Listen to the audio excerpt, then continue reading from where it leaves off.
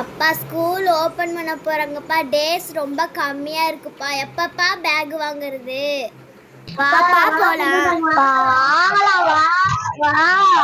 அப்படி நாங்கள் வந்த இடம் தாங்க நம்ம தமிழ்நாட்டில் best wholesaler Pandian bag shop. இங்கே 3 பீஸ் காம்போ செட் ஆஃபரில் போயிட்டுருக்குங்க. நீங்கள் சிங்கிள் பீஸாகவும் வாங்கிக்கலாம். ரொம்பவே ப்ரீமியமான குவாலிட்டி.